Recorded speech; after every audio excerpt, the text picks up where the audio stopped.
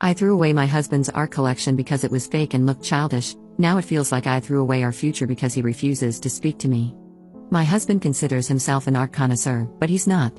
He filled his home office and the hallway with his collection, which he inherited from his grandfather. The point is that his grandfather got played, and most of the paintings, statuettes, books, etc., are fakes or reproductions. There are very few real pieces in his collection. My husband knows, but he liked it as a kid and so he kept it, adding stuff over the years. He always bought fakes or reproductions too, saying he likes how they look and he wouldn't bankrupt us like that. To be honest, I couldn't stand that assortment of random knickknacks, especially because they aren't worth a thing. His hallway and office looked like a kid's idea of a museum. He was away on a trip 2 weeks ago, and I seized the occasion to put all the stuff in storage and give a restyling to his office. I figured he'd get upset but eventually accepted.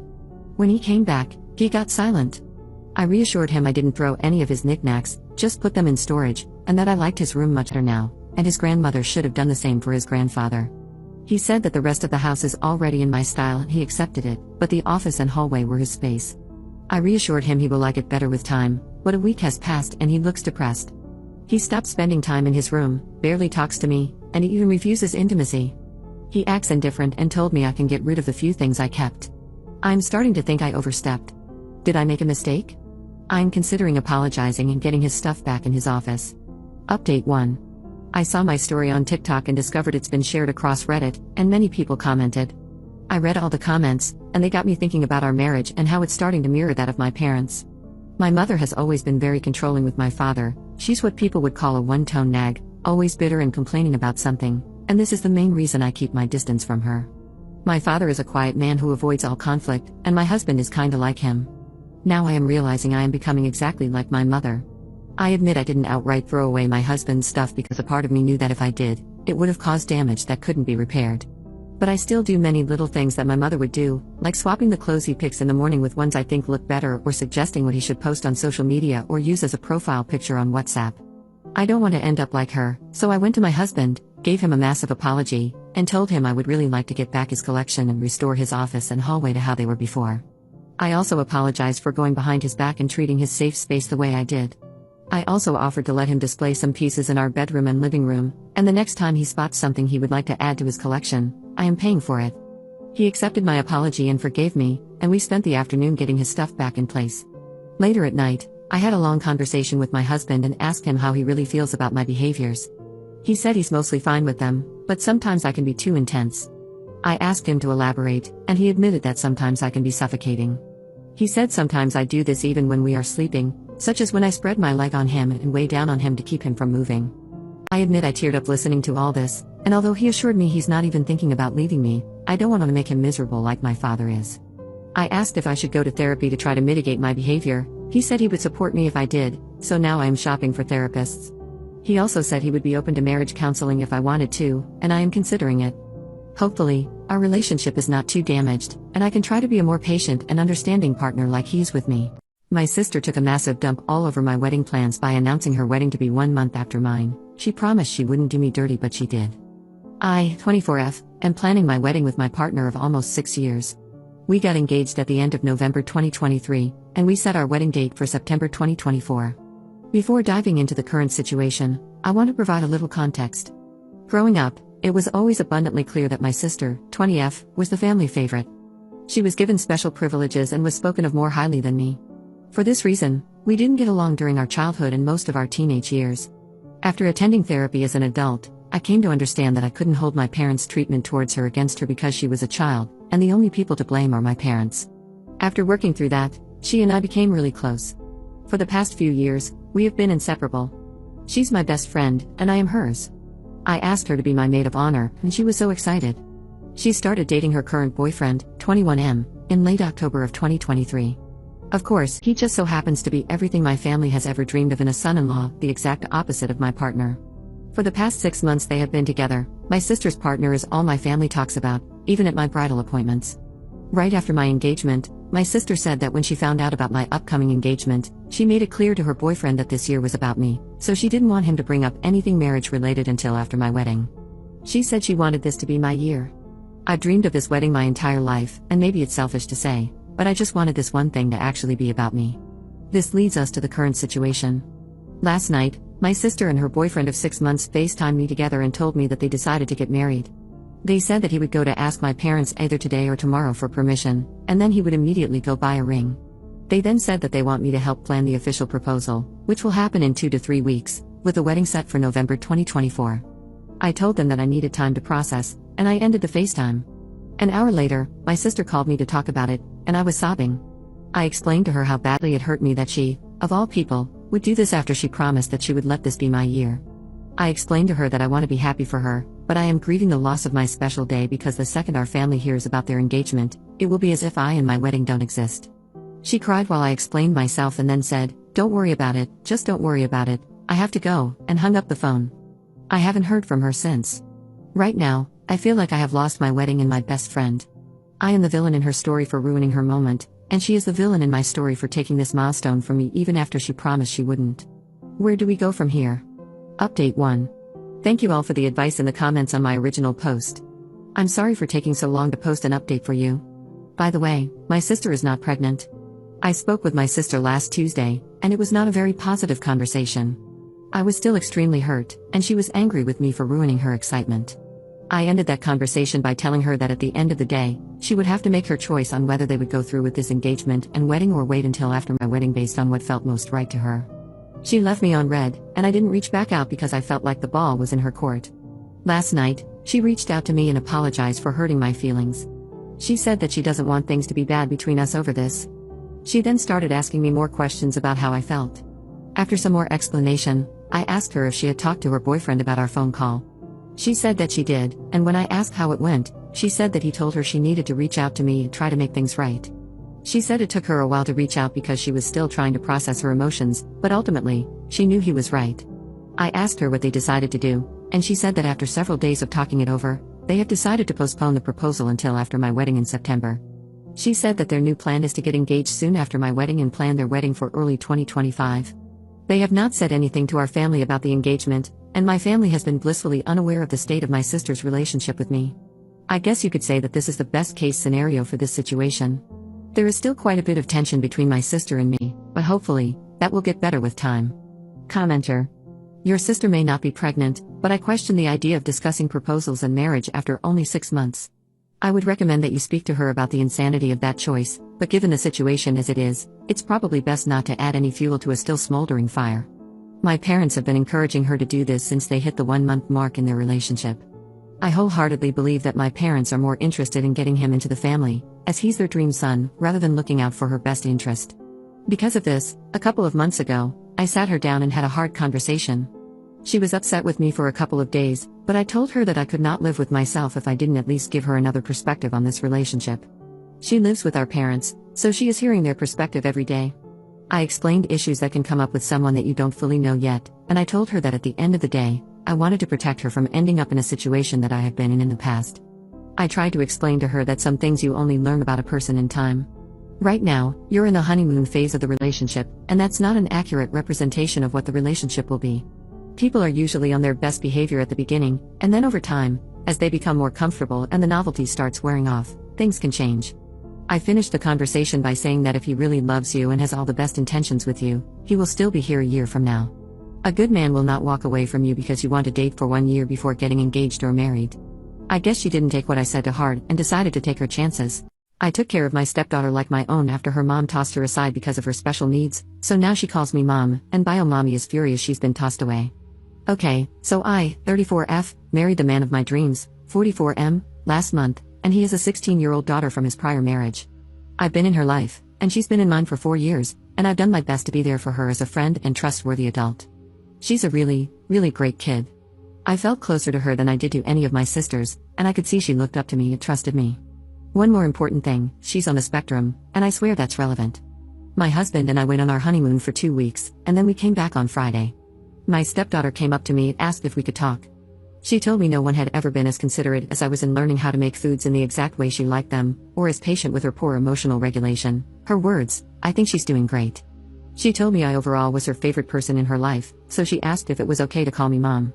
This really caught me off guard, and I stopped for a moment to process it. She got embarrassed and told me she was sorry and it was stupid, but I told her it wasn't stupid because I would love that. She got super excited and hugged me, and it was lovely. I was telling my husband about it later, and it suddenly sunk in that I had become somebody's mom. I just stopped, and I told him, I'm someone's mom, and he asked me if I felt like I was in the delivery room, haha. I laughed at that, but I got so emotionally overwhelmed I started crying. This morning she came downstairs and said, "Hey mom," to me, and it's gonna take some getting used to, but holy cow, that was a great feeling. I still don't believe I've earned the titles, but I'll be damned if I'm not going to try my damn best. Update 1. So, I recently made a post talking about how my stepdaughter asked to call me mom, and it made me really happy. My husband has 2 children from his previous marriage, a 16-year-old daughter and a 26-year-old daughter. When they divorced, his ex-wife advocated for custody of the older daughter, sounds like it was because she was more independent and less work, and he got the youngest one. As a result, his younger daughter always felt kind of unloved by her mom and doesn't go too far out of her way to talk to her. Recently, the older daughter finally got a job in her field that she's been fighting for a few years, and she wanted to have a dinner with the family. She seems like a nice girl from the times I've interacted with her, but her mom seems passive-aggressive and unkind. We all got to the restaurant and sat down, and it was pretty nice and civil. I was sitting next to my stepdaughter, and she was a little overwhelmed because she hadn't been to the restaurant before and didn't know what to order, so we were looking at the menu together. I pointed out a type of pasta that looked similar to something we make at home that she likes, and she said, "Thanks, Mom." I guess she said it loud enough that her biological mom heard, because she literally stopped everything and asked, "What did you just say?" My husband and I tried to defuse the situation, but she was very agitated by it, and actually bluntly demanded to know why she said what she said. Their older daughter stepped in and asked if she could tell her mom about her new job, and that got her to move on finally. My stepdaughter didn't say much for the rest of the dinner, but on the way home, she tried to apologize for ruining the evening, to which we told her she didn't. Then, if this wasn't bad enough, both she and my husband received a 4-paragraph-long message talking about how disrespectful and egregious it was that she called another woman mom, and how she was very disturbed by it. My husband is just in disbelief and feels horrible for our daughter. He went to talk to her, and she didn't say much, but she clearly thinks this is all her fault. If anything, it's my fault for not discussing how she should refer to me at the dinner with my husband and then discussing it with her beforehand. I just freaking hate that this woman is upsetting her so much, and I see why my husband divorced her. Update 2. So, a small update on my post from last week. The next day after the dinner incident happened, my stepdaughter came over to me and told me her older sister texted her and asked if she could read the text out loud. I just nodded and said definitely, but on the inside, my eyes rolled to the back of my head like Jesus Christ, here we go. However, her sister sent her a very, very lovely and thoughtful message saying she felt bad about what happened the night before and was sorry the two of them haven't been talking much lately and asked if she wanted to try to be sisters again. Then she said she asked her what movies she's seen lately, and movies are her special interest, so that meant a lot, she asked. Not gonna lie, I was caught off guard by her sincerity and kindness. It was very sweet. Then later that day, I got a text message from her older sister, whom I assume got my number from her little sis, and said she wanted to get to know me better since I am legally her stepmom now and I'm the woman her baby sister is calling mom, so she definitely wanted to try to get to know each other. She also mentioned that she didn't get to celebrate her sister's 16th birthday with her and felt that was a really big deal and asked if the 3 of us could get dinner and see a movie. So the 3 of us went out and saw a movie and got dinner by ourselves. My younger stepdaughter picked the movie, and she loved it, but my older stepdaughter and I didn't get it, but the only thing that matters is that she liked it. Then we sat down and had dinner together and had a very, very nice time. Then on the way out, my younger stepdaughter asked if she could run into the store next to the restaurant to buy something really quick, in and out, so we said all right. While she was in the store, my older stepdaughter told me she wanted me to know she misjudged me. She observed our interactions both at the dinner the other night and tonight, me going through the menu with her to find something she likes, me advocating for her when their mother got upset, and how she clearly feels comfortable talking around me, and that she completely understands why I'm now mom to her. All in all, a pretty great night.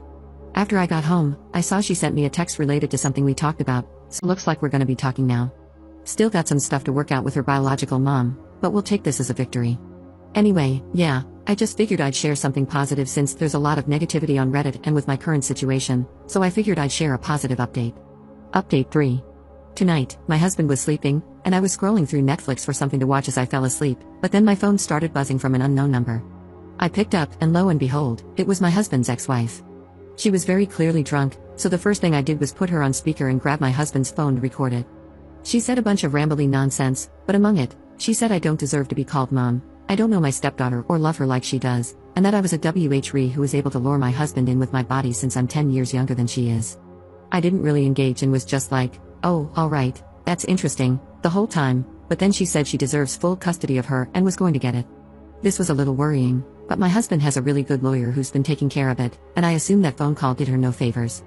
Eventually, I told her I had to go to bed, and then before I hung up, she told me my husband was gonna drop me when I got too old just like he did with her. My husband is still asleep, and I haven't told anyone, but I'm not gonna lie, some of the things she said kinda hurt. I love my husband and trust he's not only dating me for my age, and I love my stepdaughter very much, but hearing someone say those things can be really upsetting. Anyway, I blocked her number and plan to tell my husband about it in the morning. For now, I'm just thankful for my family, and we'll figure it out later. Update 4.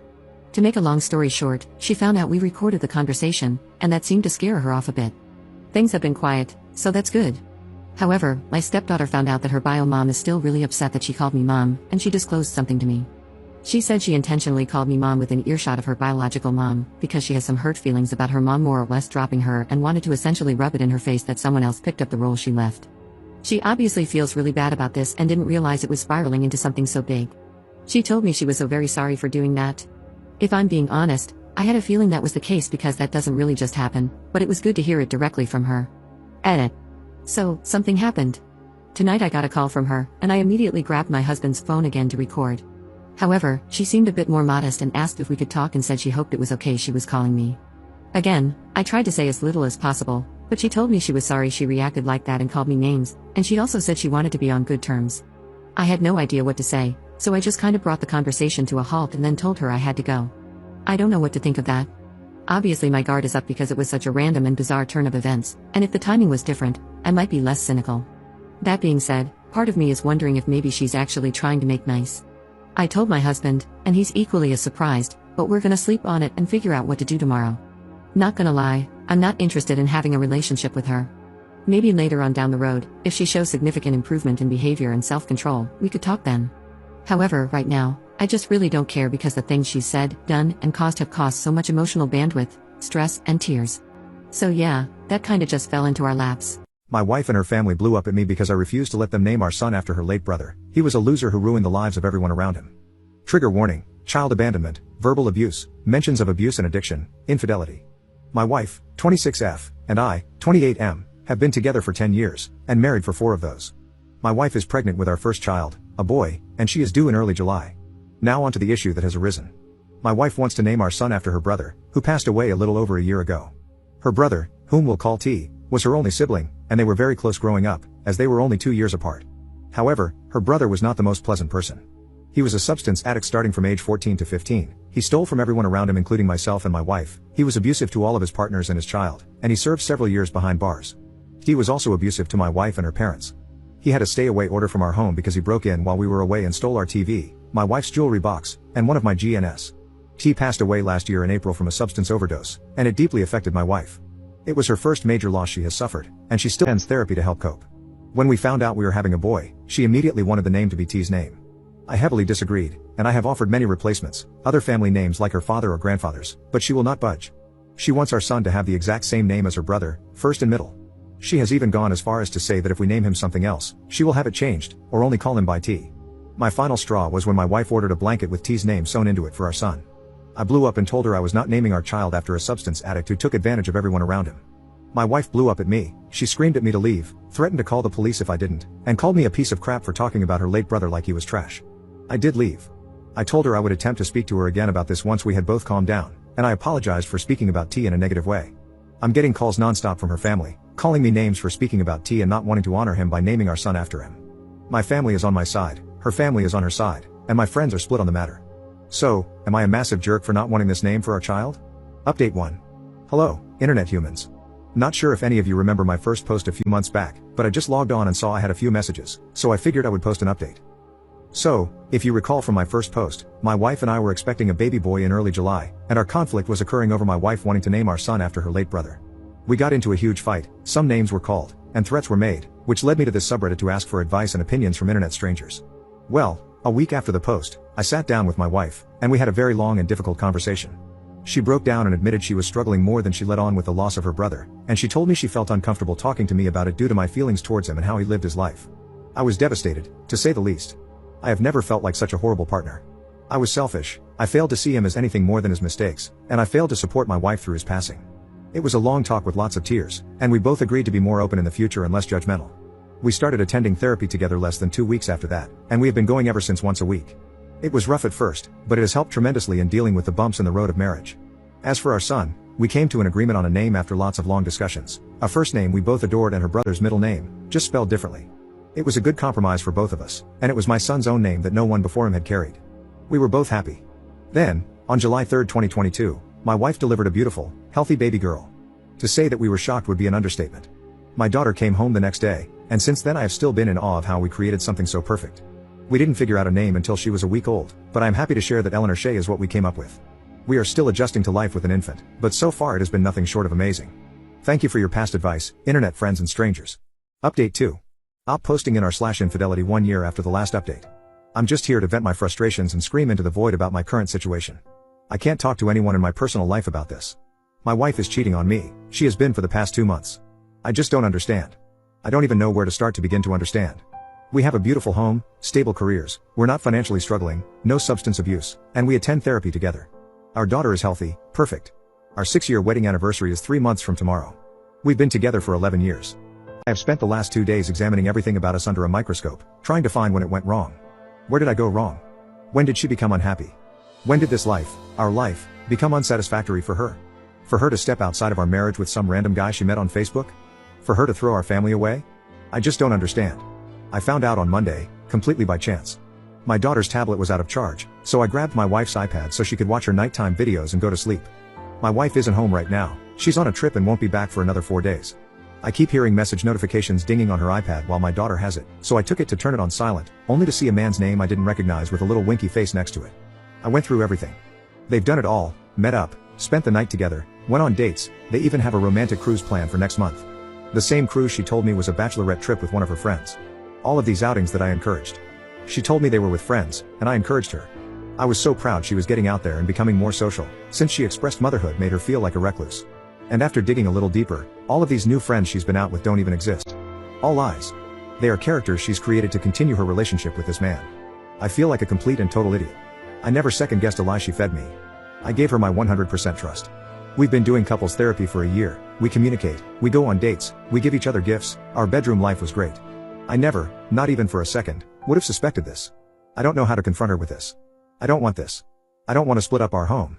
But I know that this isn't something therapy can fix. I know myself well enough to know I'll never be able to trust her again.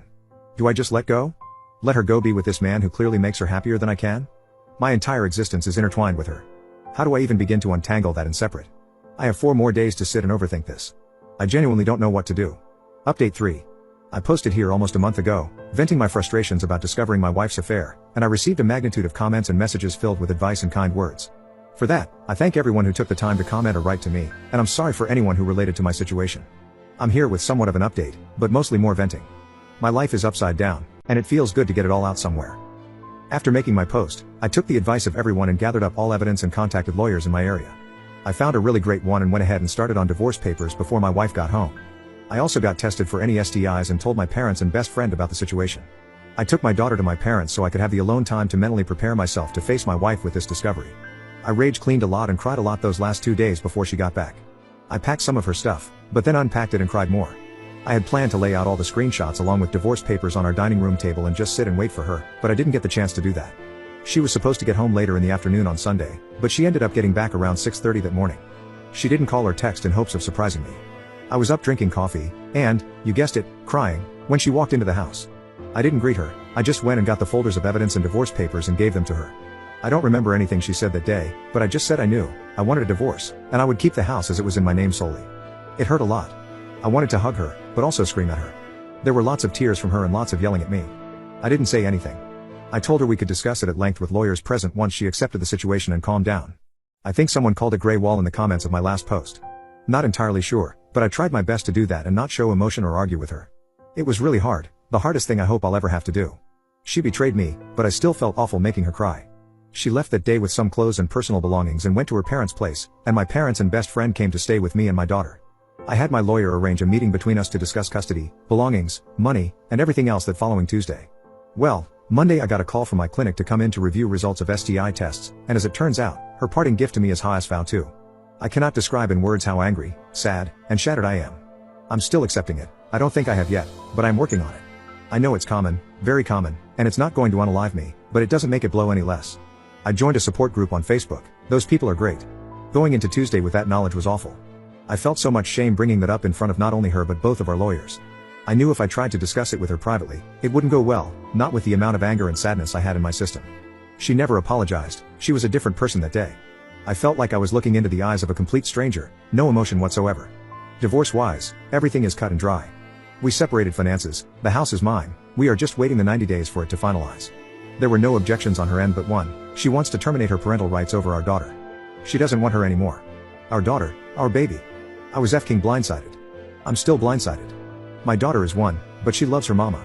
Mama was her first word. She's only 1. It's been 3 weeks, and the pain I have felt, the pain for my daughter, for my family, has been indescribable. I don't know who she is anymore. I don't know what changed or when it changed, but it terrifies me. I feel like my entire life was pulled out from under me. I haven't talked to her, per lawyer's advice and my own fear of what I would say. She hasn't seen our daughter, she told me that day she didn't want to. She didn't want any pictures from our home, any memories. Just her clothes and electronics. I don't understand any of it, and I don't think I ever will. We have to go to court for her petition to terminate rights, and I don't want to look at her. I just can't accept this as reality right now, not after everything. I'm trying as hard as I possibly can to keep a positive outlook on everything and be strong for my family and my baby, but this has been so hard. I hope a year from now I can look back and say I survived that, but right now it feels impossible to even see next week. I'm not suicidal, so don't take it as that. I'm just emotionally, mentally, and physically demolished. Absolutely demolished. Update 4. Hi there, to anyone who has messaged me and to all the people who have left loads of comments regarding my past venting on this account, apologies first off. I genuinely kinda forgot I had it. I'm not much of a Reddit guy, but I've been getting into TikTok lately and saw a video about a super depressing Reddit story, which reminded me of my own super depressing Reddit story lol. It's been around 8ish months since I posted here about my upside down situation, and a lot of people messaged me in that time wanting to know how I was and what unfolded. I really appreciate you strangers for all the kind messages. It genuinely means a lot, and I'm sorry I haven't replied or anything. My life has been such a whirlwind these past few months. It's hard to believe that was that long ago. To sum up the sad stuff, first off, my divorce was finalized without any hiccups or holdups. I'm still in the works of trying to sell our old house, but in the meantime, we moved to a new state. My ex is still in the process of petitioning for termination of parental rights. I've only seen her 3 times since moving, and it has been to fly out for court. I was granted temporary full custody in the process, per her request and suggestion, and she was not mandated any visitation and has denied any offer of it. She has not seen my daughter in 7 months, she has requested not to. I don't know what else she's been up to or if she is still with her boyfriend or not. Since the divorce, it has been in the best interest of my mental health to keep the contact as minimal as possible, and she has done the same. I have offered many chances for her to visit with my daughter, whether it be via video call or flying out, and before we moved, I asked weekly, but it was always a no. Her parents still video call with my daughter, and we're hoping they can fly out over the summer and spend some time with her. They've been cut off by my ex as well. I'm not sure what changed, but I can't change it back, and I am accepting it mostly. I wish her well in all future endeavors. Now for the happy stuff that has happened. Firstly, I am a proud Arizonan now. I never saw myself moving here, but we have loved it so far. My parents packed up and came with us, and I don't think I've ever seen them so happy. My daughter is doing amazing. She will be 2 years old in July, and she is the smartest, funniest toddler I've ever met. She knows her ABCs, can count to 20 without help, loves animals and bugs especially. She thinks farts and a cow mooing are the definition of comedy, and she doesn't know, but she has been my biggest motivator to heal from this whole ordeal and be my best self. Like I genuinely don't know how I helped make such an awesome kid. The more her personality grows, the more in awe I am of just how cool she is. I could talk for days about her, so I'll cap it here before this ends up being a Harry Potter length post lol. As for myself, I'm in therapy and have been throughout these 8 months, and I'm in a much better headspace. I'm working on getting back on top of my health as I did put on about 30 stress pounds. I'll get there eventually, but I'm not sweating it too much. I have not dated or tried to, I don't think I will anytime soon. I've adjusted to being a single parent pretty okay for the most part. I credit that to my family and friends more than anything because they have been a huge support system throughout this. There are still really hard moments that have happened, and I know there are more to come, but I will roll with it just as I have this and hope to come out on top. This is not the end of the world for me even if it feels or felt like it in the moment. The sun will rise tomorrow, birds will chirp, and all will be well. Thanks to my therapist for that, those 2 sentences have helped me immensely. Sorry this ended up being so long, I should really pick up journaling. Maybe a blog or something lol. But thank you again to everyone who took the time to give me advice in the hardest time of my life, and thanks again if you read this. I genuinely appreciate it. My sister-in-law wants me to hand over my baby because she can't have children. Now she's saying I stole her child.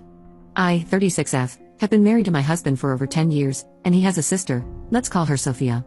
There has always been some jealousy and resentment from Sophia. She has consistently felt that I have the life she wanted, not necessarily with her brother, but in terms of marriage, family, job stability, etc. I have 3 kids, 10F, 8M, and 3 months F. She got married last year, and they decided to start trying for a baby. Unfortunately, she was told that she can't have children naturally. Understandably, she was devastated and the family comforted her as best as we could. During a recent family dinner, in the middle of it, she said, I think it's really unfair that you got to have 3 kids, and I can't have any. Your baby is my last chance to raise a child, so I think you should give her to me during the week so I can create a motherly bond with her, and you can have her on weekends." It's not verbatim, there were pauses in between and responses. So after she said the first sentence, I looked at her like, WTF did you just say, then looked at my husband, and he asked her what she's talking about. She ignored him and continued speaking directly to me. I didn't want to detail every aspect of the conversation. Anyway, before I could respond, the entire table erupted with everyone talking at once, so I took my older kids upstairs. When I got back to the dining room, her husband was asking, "What the hell is wrong with you, and why would you even think to ask that?"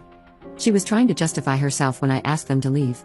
I also said that she's no longer welcome at my house or around my children until she gets help.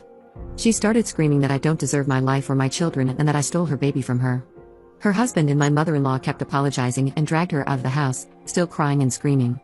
Now, my kids want to know why their aunt wants to take the baby. Update 1. So, my sister-in-law has been admitted to a psychiatric facility.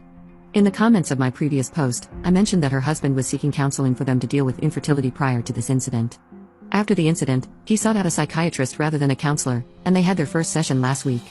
I didn't get the specifics of what happened, but basically, she made some statements that the psychiatrist felt indicated she was a danger to others, specifically my baby and me, and she was placed under an involuntary hold. My brother-in-law has been nothing but apologetic throughout this entire ordeal, and he kept her away from us since the incident. Our mother-in-law was staying with them to keep an eye on my sister-in-law, and a couple things happened. First, she tried to leave the house in the middle of the night, and when questioned why, she said it was to see her baby.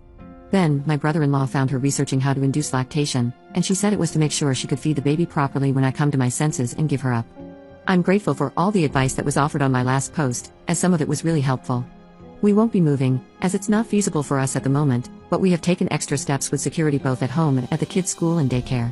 We already have a security system and cameras because there has been a trend of house break-ins in our area lately. No one has the code or keys to our house, not even the in-laws, so we're safe on that front. Unfortunately, a restraining order won't happen because it will take a lot more than this to justify requesting one. We've never relied on her for childcare or pickups, so she's essentially a stranger to the daycare and school. This whole thing is taking a toll on the family, but my mother-in-law, father-in-law, and brother-in-law are taking care of Sophia, and my husband and I are focused on ensuring the safety of our immediate family and minimizing the effect on the kids as much as we can. Update 2. I've had a few messages asking how things are going, so I decided to update. I have not seen my sister-in-law since the incident happened, and I also blocked her on all of my socials. My in-laws have been amazing throughout this entire situation and are not sharing any information about our family with her. Unfortunately, she still remains fixated on my baby. She tried to find out where the daycare is and even threatened to hurt herself if my in-laws didn't tell her. This led to another stint in the psych ward. She wrote me a letter begging me to be fair and let her see her baby. I didn't actually receive the letter, though. My mother-in-law read it and just gave us the gist of its contents. Sophia's husband is working with her psychiatrist to see how best she can be helped, and he has said he doesn't know how long he can deal with this, but he's giving it 6 months to see if she improves. If she doesn't, then he may consider other options. Understandably, not everyone is equipped to help someone through a mental health crisis. I suggested a therapist to him because he's been very focused on her mental health but hasn't considered his own. Hopefully, the therapist will help him deal with the situation. I don't think he's hard and fast with that timeline because he said it at a point of frustration. It's just been a lot for him to deal with. They've only been married a little over a year. It's a very sad situation for her, and I had hoped she would be able to deal with whatever is happening. At this point, we're completely no contact with her. We explained to our older kids that their aunt isn't well, so she won't be around anymore. We still see my mother-in-law and father-in-law regularly, so I'm grateful we didn't have to cut them off. We spent the holidays with my family, and it was all very nice and uneventful. We're still on alert in case she escalates, but the hospital where she's warded isn't near us, and they don't live near us either. So we've accepted this as our new reality and are operating accordingly. Update 3. So, lots of people have been messaging and commenting, asking for an update on my situation from 7 months ago. Firstly, my family and I are safe. My sister-in-law was eventually released from the hospital to continue outpatient treatment with a psychiatrist, and she's on some meds. My husband met up with her husband, my mother-in-law, and my father-in-law to get a feel for her mental state. She was very apologetic and seems to understand the issues with her previous behavior. She asked to see the kids and me, but that was, of course, a no. My husband let her know that she will have no access to us for the foreseeable future. Since she was discharged, my mother-in-law has been awesome about letting us know when my sister-in-law would be at their house so we wouldn't run into her accidentally. My mother-in-law also told my husband a few days ago that sister-in-law has been saying it's hard not being able to see the kids. She told him for information's sake and not to guilt him into changing our boundaries. My sister-in-law and her husband are looking into migrating to give her some distance in hopes that it will help her healing. I'm hoping for the best for their future, but it will be a future without my kids and me in it. Up in the comments. On fostering or adopting, adoption is very difficult in our country, and unfortunately, because of her now documented mental breakdown, it will be impossible for her to do either one based on the requirements. On being apologetic and still wanting to see the kids, before all this, she was a very good aunt to my older kids. So, in conversation, she asked my husband when she would be able to meet with me to apologize in person if she would be able to see the kids at all. He made it clear that he would be the only one she has access to. My wife went to town when we opened our relationship and kept her legs open. Now that I hit the gym and got in shape, she wants to close it because I've been getting hit on. My wife Ashley, 30F, and I, 28M, have been together for 4 years, married for 3, and open for 2. We both found someone very early on. Ashley was dating a married man in a stable poly relationship, and I got quite close to a grad student at a nearby college. Ashley and I were both high on new relationship energy but managed to share that with each other, and it was so intense and special. After 9 great months, my grad student got a job offer several hours away. Being slightly introverted, I kind of withdrew into my shell and threw myself into the gym to take my mind off things. Less than 2 months after that, Ashley's partner got pregnant, and her relationship started to wind down. I had hoped we could take some time and maybe travel or just spend some romantic time together after both of our breakups, but Ashley's plan was to chase that next new relationship energy rush with someone new. However, she wasn't matching with anyone she could really connect with, so she started seeing more people more often. Then she scheduled a date with a new guy on Saturday night, which had always been our date night. We argued, and she ended up not going out with either of us that night. She insisted we change our date night to Thursday because Friday and Saturday were better for her other partners, especially if they wanted to do an overnight. All this caused me to spiral a bit, and I was practically living at the gym, with no real enthusiasm for dating for a few months. The upside was, I lost 35 pounds and really pumped up my arms and upper body. One of my friends, Keith, from the gym talked me into working at one of his clubs on Friday and Saturday as a barback since they were crazy busy. It's a mixed crowd, rainbow friendly, with a big dance floor and a drag show. By the 3rd week, I was bartending, and the MC had made teasing me and grabbing my arms as part of her act. I started getting hit on, which boosted my confidence, and I went from being introverted to the other end of the scale. After about 3 months, I noticed Ashley making snide remarks about my working and staying out all night, as I think she was a bit annoyed or jealous that I was having such a good time. She was still getting dealt crappy cards from a stacked deck, as she put it, rarely getting more than 3 to 4 dates from any one guy before ending it or getting ghosted. Meanwhile, I'm going to after parties or hooking up and not getting home much before the sun comes up. Then came the big storm. First, I knew I was going to hook up with a regular at the bar and not be home, so I texted Ashley that I was having an overnight and wouldn't be home until the next morning. I received a lengthy text about how I ruined the mood on her date and ruined things, and the next day, we had a big argument. Then, Ashley had told me she was doing an overnight on Friday, so after work, I invited a few people to the house. Ashley had a fight with her boyfriend and came home early to find me in the hot tub with 3 women, 2 were lesbians, but the picture didn't reflect that. Later on, Ashley and her date decided they wanted to see the drag show on Saturday. It was a packed house. We had 3 bachelorette parties in the house that were in rare form. I was helping the barback clear empties from the tables, and the MC and one of the other divas were giving me the business, which only egged the bachelorette groups to get handsy as well. As busy as it was, I never saw Ashley, but Keith did and saw her leave in a huff with a bewildered date in tow. The day after she came to the club, Ashley said we needed to close the relationship and work through some issues. We talked about a few of them, mostly me not being available on the weekends and not prioritizing our relationship. I had to remind her that she was the one who prompted us to move our date night from Saturday to Thursday to accommodate her boyfriend's schedules. She brought up how hurt she was when she had a fight with one of her dates and came home early to find me in a hot tub full of women when she needed me to be there for her. I told her that for once, I was getting to enjoy the same freedom she had, and if she was having issues, then maybe she should take a step back and close her side while she got some individual counseling to learn how to deal with her issues. I haven't missed a Thursday date night with her, although she can spend a third of it on her phone with other guys, and that's supposed to be okay. I brought up how she literally sends 30 texts to my one. Last night, she brought it up again, and I said if she wanted to close, we could close, but it would be permanent. No dating or online flirting. She would have to delete all her dating apps and Snapchat, all her phone numbers of past hookups, everything. I made it clear that if we went down this path, the next time she wanted to so much as have dinner with another man alone, it would be as a single poly woman. Obviously, she didn't like my idea and said it was unfair, and personally, right now, that isn't something I want either. But I'm not going to just let her pour cold water over my side to appease whatever is going through her head right now. Update 1. So a couple of weeks ago, my wife Ashley asked to close our relationship and work on some issues, which I refused since I was just starting to really enjoy it after being left behind as it were. You can read my previous post for context if needed. Another thing she wanted was for me to stop working part-time tending bar at a rainbow-friendly club after she and a date of hers came in and she saw the attention I was getting there. Last Thursday was our scheduled date night where she again asked me to pause, reconnect, and work through some issues. Friday and Saturday nights had lately been the nights I worked at the club while she went out with her other partners and was often gone overnight, leaving me alone for most of the weekend. This last weekend she spent both Friday and Saturday nights sitting alone at the end of the bar where I worked. I had a date already planned for Friday after work, but on Saturday, we left together and had breakfast before going home. All this week her phone has been silent, and I have only seen her texting a couple of times. All 3 times we have been intimate this week, she has been the one to initiate it, which is the total opposite of the last 9 months.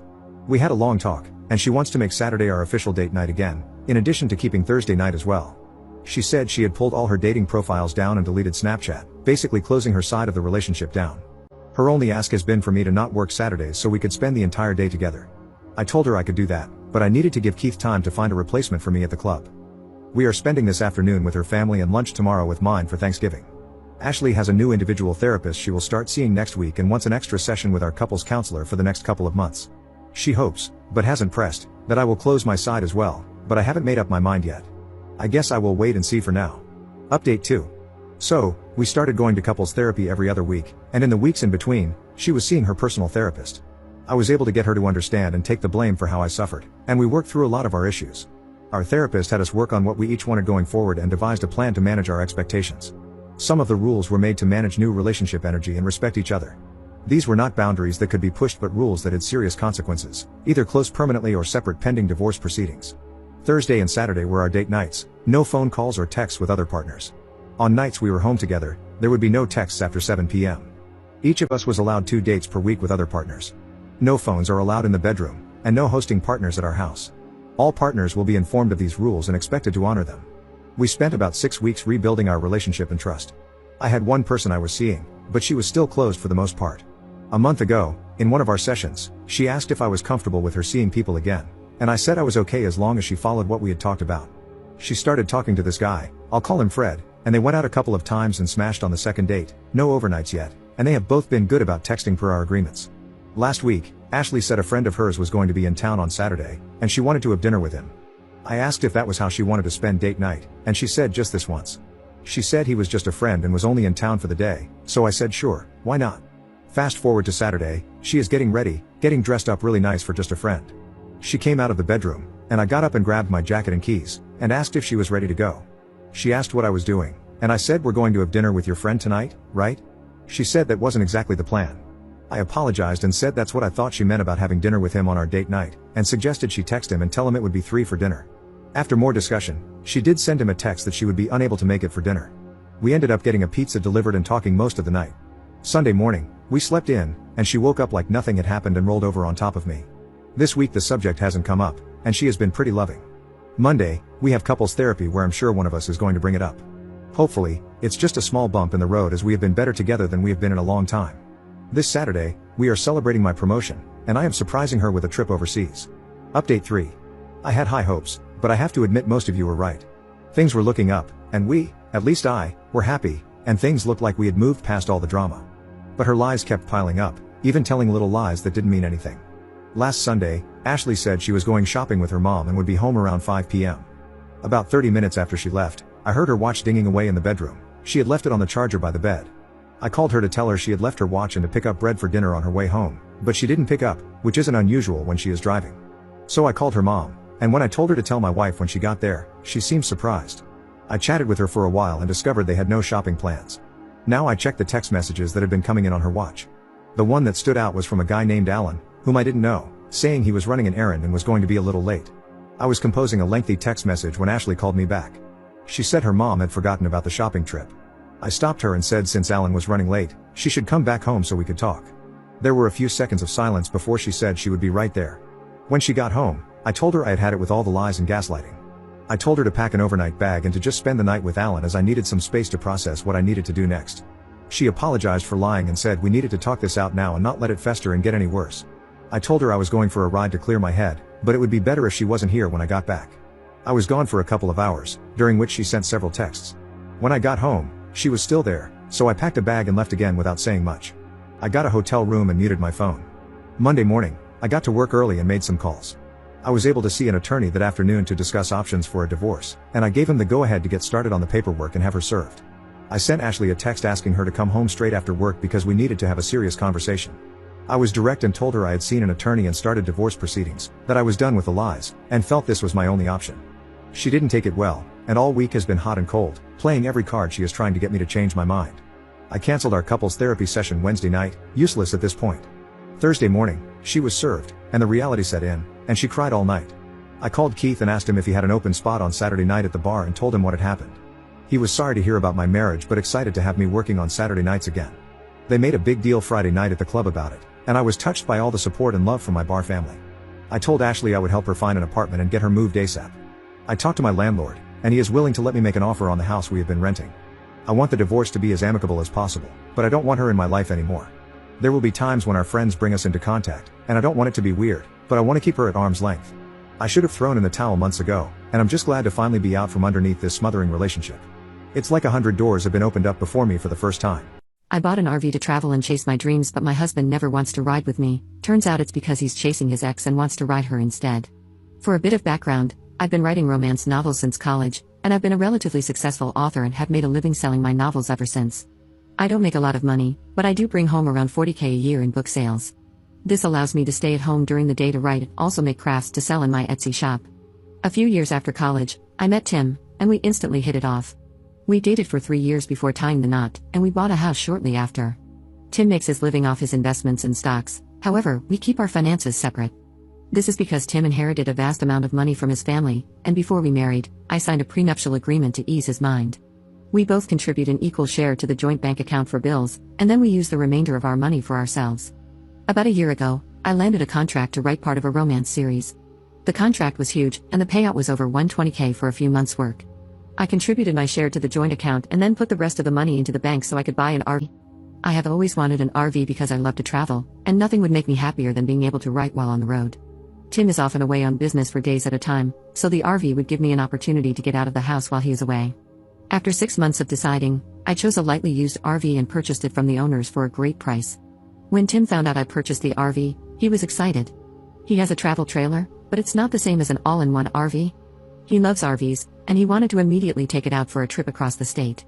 We took our trip, and Tim couldn't stop talking about how much he enjoyed the experience. He started talking about taking more trips together. I gently reminded him that even though the RV is a fun thing for us to have for vacations, its main purpose is for me to have something to do while he is away for business, but that we would be taking plenty of vacations together. Tim agreed with me, and he let it go for a while. The thing is, in the past few weeks, Tim has been badgering me about taking the RV with him on his business trips. He usually flies when he goes to check his rental properties or visit family, and he is normally gone for 4 to 5 days at a time. We got into an argument because he had to evict a tenant, and he wanted to drive the RV across the state to do so.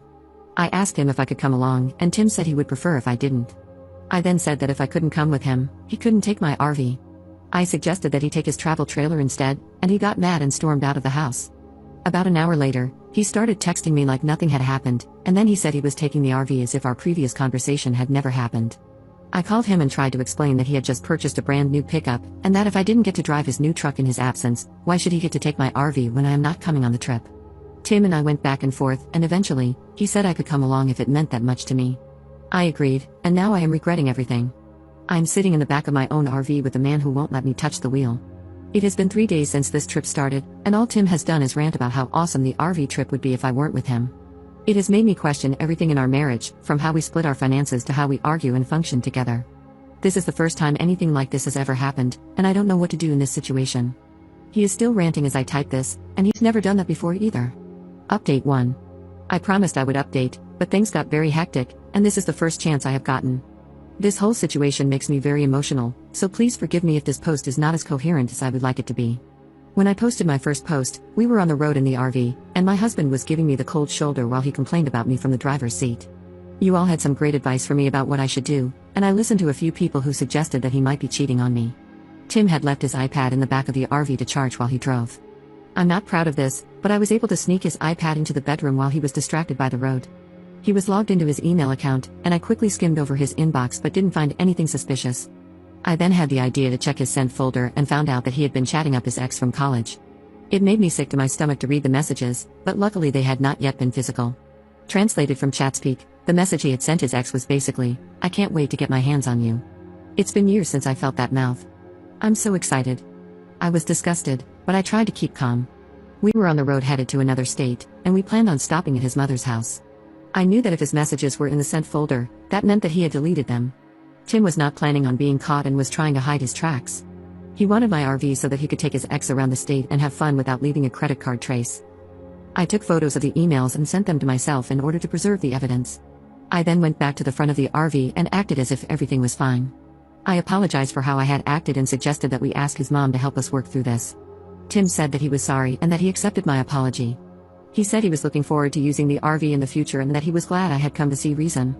I smiled and nodded, but on the inside, I was cursing his existence. We made it to his mom's house, and I made up an excuse about having to change because my clothes were wrinkled.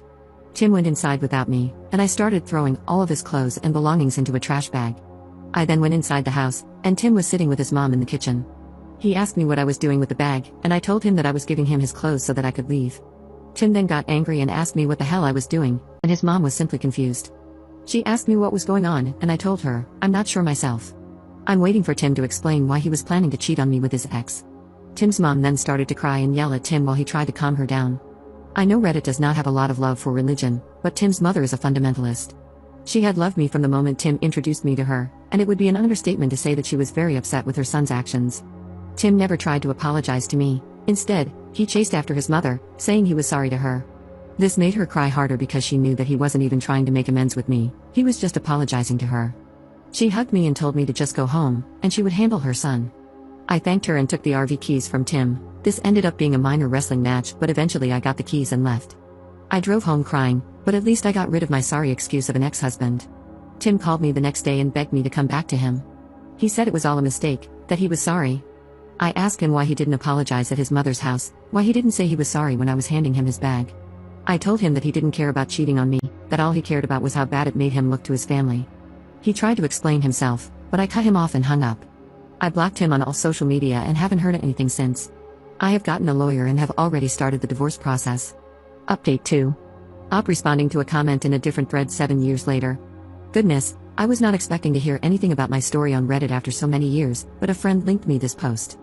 I'm the op from the story, and I'm typing this on a phone, so please forgive any spelling mistakes. For a small update, our divorce was finalized and settled a long time ago. Our lawyers worked out an agreement outside of the court, and we split all assets acquired during the marriage 50-50, which meant I ended up slightly ahead of my personal contributions.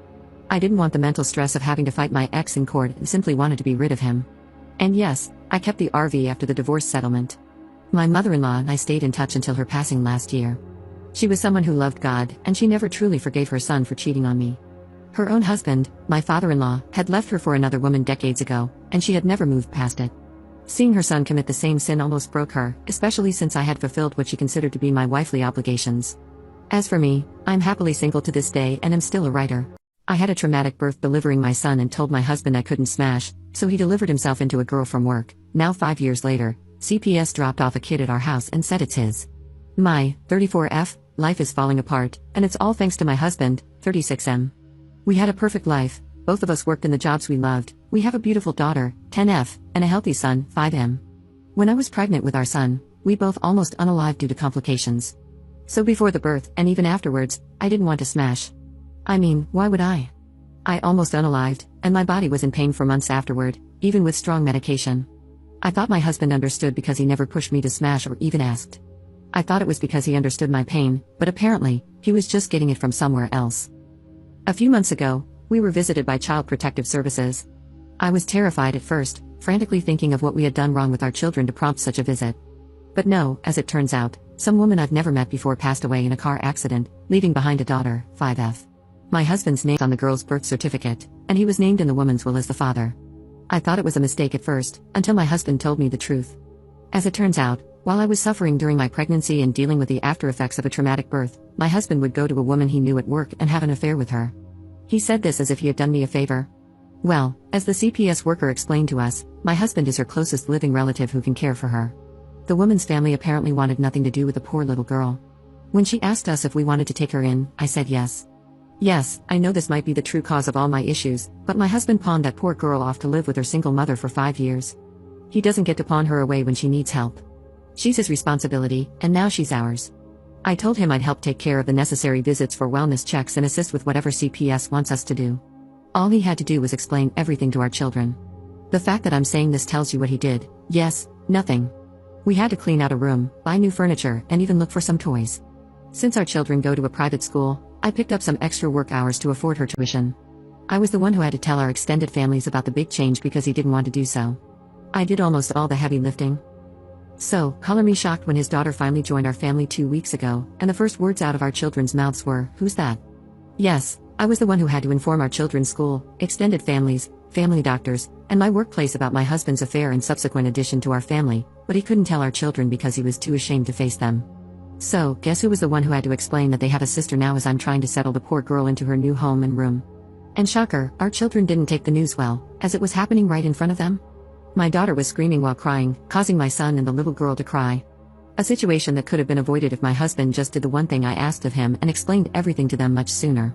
It's been 2 weeks of her living with us, and the situation hasn't improved. My husband has not picked up the slack that comes with having a new addition to the family, so we're struggling right now to make ends meet. I feel embarrassed bringing all 3 children around for appointments and groceries because the little girl is very much obviously not mine, and I can tell people are judging our family. My daughter is much moodier and less happy, and refuses to even acknowledge our newest addition to the family. Our son doesn't really understand what is going on, and it's causing him to lash out even more. And I don't even know how to help the poor little girl because I know that if I feel like my life is falling apart, she must feel even worse. I suggested family therapy, therapy for our children, and even just marriage therapy so we can hopefully move past this and work together as a unit for all the children. He's refused everything, saying that he knows he'll be lectured by everyone when all he was doing was trying to help me. I just don't know how to fix this. Please help me. I don't want to divorce him because I just know that will make it worse for the kids, but that's the only option my family is telling me. Meanwhile, his family is begging me to make this work and to just look past it. Commenter. You should leave the girl and your husband. She is not your responsibility. I have to disagree with this comment. As much as I hate my husband's actions, I do not hate her enough to just abandon her in such a terrible time for her. I agreed to take her into our home, so she is indeed my responsibility as much as my husband's. And I didn't say this at first because I didn't know if it was important, but she and my son have gotten really close in such a short amount of time. I would feel heartbroken separating the two. Update 1. I'm sorry, you all were right. It was a lie. When all of you were pointing out how the kids' responses to the youngest arriving didn't make sense, it made me realize how correct that is. They came home to a room all made up, and I made passing comments to them asking about how excited they were for the youngest's arrival. They should have known about her. At this point, I decided to just ask my eldest daughter directly because she was still so upset about it, and I think subconsciously I knew I wasn't going to get the truth from my husband. So, I went to her room while she was lying in bed and I asked her. I told her that I asked her father to explain to the two of them what was going to happen, and they saw the new room being set up, so I didn't understand her reaction to her half-sister's arrival. So yes, it turns out my husband didn't tell them the truth. A surprise to no one, I am figuring out. The story he told the kids was that the youngest was a daughter of one of our friends, and we felt so bad we had to take her in. Nothing about her being their half-sister or him having a daughter with another woman. Well, when she came home that day and the kids asked who she was, it was my response to them that ruined his little lie. This is youngest's name, your half-sister, remember? Our son was too young to really get what it meant, but our daughter did. That's why she freaked out that day, not because of the new addition to the family, but because of what the new addition meant. I apologize for causing her to freak out that day, for not sitting both her and her brother down for a real discussion over how they feel, and for failing to ensure that their father did what he was supposed to do. I also apologize for only talking to her now after she had a much-deserved reaction to it all. My daughter accepted the apology, and I asked her if that was why she was distant from the youngest. She told me that's part of it, and because word got out at her school about what the newest addition to our family going to the school meant, so now she's getting teased and picked on for having a father who cheated. It broke my heart, realizing just how badly I messed up. By continuing to beg the spineless man they called a father to help them and then allowing myself to get shut down, I was essentially allowing all the kids' needs to be ignored. I told my daughter I'll sign her and her brother and sister up for therapy. Of course, the pathetic man tried to plead with me not to when I mentioned signing the kids up, but I told him to give it up already. All 3 children's lives have changed, and it will help them adjust with a professional to speak to. He's been grumbling and whining about it, but I don't care anymore. And this might cause many to be upset with me, but I'm in the process with my husband to have him transfer custody of the youngest to me. I've grown to care for her, and as some comments in my last post have pointed out, once I do divorce him and leave with our kids, I don't doubt he'll treat her awfully or neglect her. He's been right on board, and it took some convincing, but his parents finally agreed to be witnesses. I got all the paperwork set up and scheduled an appointment with an attorney to help with anything else. Once that happens, I'll try to get everything I need in order to have a smoother divorce and then subsequent move to be closer to my family. Thank you to everyone for giving me a good slap in the face and helping me realize that the children and I deserve better, and I was being so gullible into thinking a man who cheats on his struggling pregnant wife is deserving of any respect. My dad has been trying to hide it from me, but I know he has a boyfriend. How do I support him? My mom passed away from COVID in the summer of 2020, and it really messed up my dad, 38M. He was still working and taking care of me, 15M, but that was pretty much it. He wasn't doing anything he used to enjoy. Obviously, he was busier because he had to take care of me all by himself, and he couldn't go out because of COVID, but still. He used to like hockey and weird old action movies, but he stopped watching all that stuff. I was also super depressed, obviously, but after a while, I started doing stuff for fun again, like video games and hanging out with my friends. However, he didn't. When I was a kid, I didn't really think about it, but now that I'm older, I worry about him. He started doing more stuff and being less sad all the time last summer. Then, in October, he began participating in this community service program that picks up trash in different neighborhoods. Through that, he met this guy Peter, I think he's around 40-ish, and I believe they're dating. They hang out at least twice a week, sometimes more. I stay at school until 8 p.m. 3 times a week for robotics club, and my dad sees Peter at least one of those days every week. My dad used to talk about him all the time, always saying things like Peter said this or I was talking to Peter.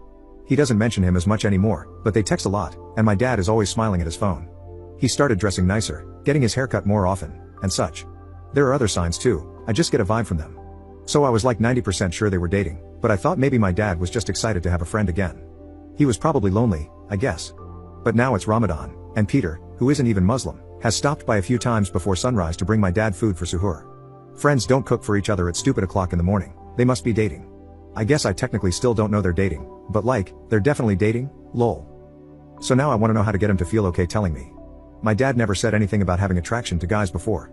I don't know if he just didn't tell people or if Peter is the first guy he's liked since he and my mom got together when he was 19, so he didn't have a ton of time to date guys before now. And I know he's very open-minded. If I wasn't straight, I wouldn't be afraid of telling him at all, but he was a teenager in the early 2000s when things were different, so maybe he's ashamed. There are some rainbow people at our mosque, and it's cool, but I know some Muslims don't like rainbow people. I don't know what the mosque he went to as a kid was like. So maybe it's like he doesn't think it's okay for him to be anything other than straight? I don't know. And I also feel kind of weird about it, which isn't cool of me, I know, but I don't know. He took his wedding ring off a few months ago, which is part of why I started thinking he and Peter were dating. I know my mom's gone, and my dad isn't actually that old, so it's not fair to think he can't ever date anyone else or get married again. I want him to be happy and stuff, but it's also like he's supposed to be married to my mom, you know? Peter's okay, but he's not my mom. And not gonna lie, it's kinda weird that he's dating a man who isn't Muslim. I'm barely Muslim now, I pray with my dad, but I don't think I really believe anymore, and I'm not really fasting. But being Muslim is important to my dad. What if dating someone who isn't Muslim makes him stop being Muslim too? But also, it might be weird if he dated a Muslim woman because then it'd be like a replacement for my mom? I don't know. I feel weird. So how do I support my dad and make him feel like it's okay to come out? And how do I deal with my own crap and not make him feel bad? Update 1. This actually happened like 2 weeks ago, but I didn't post anything because I don't need advice, I don't think, so I didn't post anything. But then I remembered some of you seemed kinda invested in my dad's love life, lol, so here we go. I was thinking a lot about everything with my dad and how to talk to him and how to deal with the way I feel about everything without making my dad feel bad, or like I'm the main character and he has to do what I want or anything. I guess I was acting weird because my dad asked me if I was okay. I said that he wasn't wearing his wedding ring anymore. So he asked me if that upset me, and I said kinda. Because it wasn't like he just took it off when my mom passed away and he wasn't married anymore. He kept wearing it then, but now he took it off, so he feels different now, I guess, and I was afraid he didn't care anymore. Because I don't want him to be sad all the time anymore, but I do kinda want him to still be a little sad maybe, which I know isn't cool of me, but I'm still a little sad.